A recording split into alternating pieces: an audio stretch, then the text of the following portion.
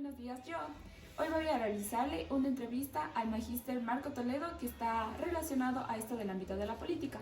Muy buenos días. Buenos días. Ya. Bueno, vamos a comenzar y esta entrevista va a constar de 5 preguntas. La primera, ¿usted me puede dar su opinión acerca de la corrupción y cómo podríamos contrarrestarla? La corrupción conceptualmente es un problema de generaciones, sobre todo en nuestro país y en Latinoamérica. Los actos de corrupción han sido implícitos en diferentes temáticas.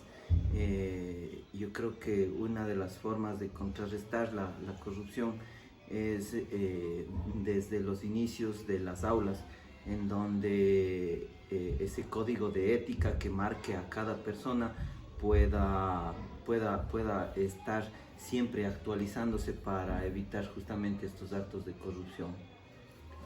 Ya, como segunda pregunta, ¿cuál es su punto de vista acerca de las manifestaciones o también conocidas como paros que se han dado recientemente en el Ecuador?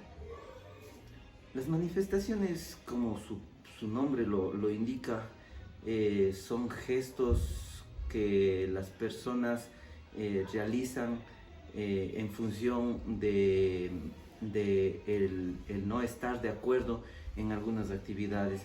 Justamente la democratización y la socialización de muchas ideas, de muchos contextos políticos, generan que las personas, los ciudadanos, tomen ese accionar a través de la protesta. Y personalmente creo que las personas estamos libres a poder ejercer justamente ese derecho que es la protesta. Ya. Como tercera pregunta, ¿usted conoce algunos de los grupos que sufren de limitaciones dentro de la democracia? Esto va a existir en todas las partes del mundo.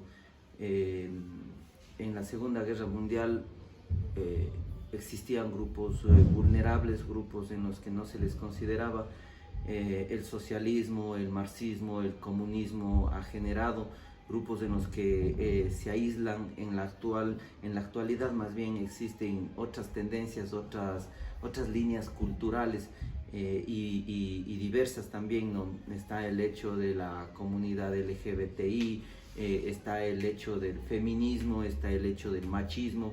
Entonces yo creo que son instancias o más bien grupos que generan esta dualidad, que generan este aislamiento propio, pero sin embargo yo creo que todas las personas tenemos los mismos derechos. Ya, como cuarta pregunta, ¿usted con su experiencia cree que los medios de comunicación, ya sea periódicos, noticieros o hasta las mismas redes sociales, nos dan una información verdadera o clara acerca de la situación de corrupción que existe en el Ecuador? Bueno, hay las dos tendencias, ¿no?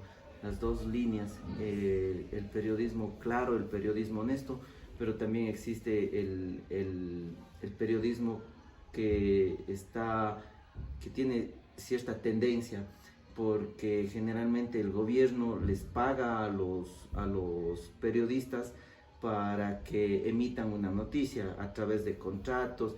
Entonces, de esa forma no puede ser desmarcada o liberalizado el contexto político para el periodista. Sin embargo, existen periodistas en el mundo que han sufrido amenazas por justamente decir las verdades. Y sí, efectivamente, el periodismo es uno de los cómplices de la corrupción.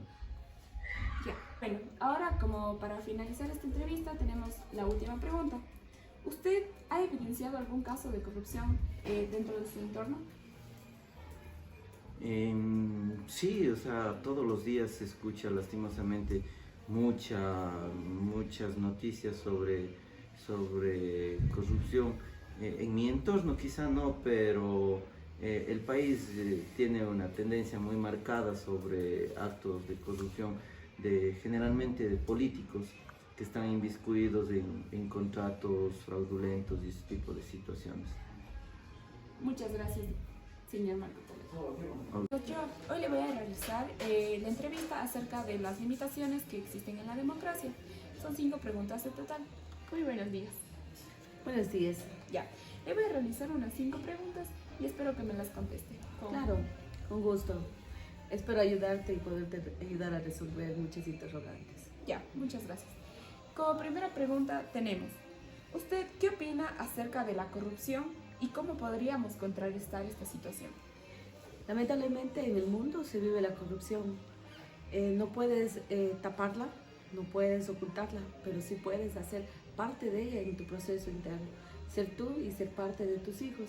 Creo que si vamos las nuevas generaciones siempre con el propósito de cambiar, creo que vamos a ir cortando de raíz esta lacra social que nos arruina el mundo entero. Estoy de acuerdo también con su opinión. Como segunda pregunta tenemos, ¿cuál es su punto de vista acerca de las manifestaciones o también conocidos como paros nacionales que se han dado recientemente en nuestro país? Realmente es un derecho del pueblo de poder manifestarse. Creo que es la única manera en la que nosotros podemos manifestar nuestra voz y si es que no nos dan cabida a escucharnos, creo que tenemos que salir a las calles y exigir que nos escuchen. Es el único modo que podemos buscar nuestros derechos. Como tercera pregunta, ¿me podría usted decir alguna situación que ha evidenciado de algún caso de corrupción en su entorno? Bueno, yo vivo en el entorno realmente comercial. Palpo mucho la realidad en la que se ve en cuestión mundo automotriz. Realmente es en todo, para cualquier cosa se debe o se puede o se debe para que se realice esta situación, pero es algo que está asentado, es algo que está sembrado de hace años. Realmente no queremos ser cómplices, pero se da en todo ámbito. Sí, y como sabemos, a veces un simple acto en una simple prueba desde la escuela ya se da un caso de corrupción. Así es.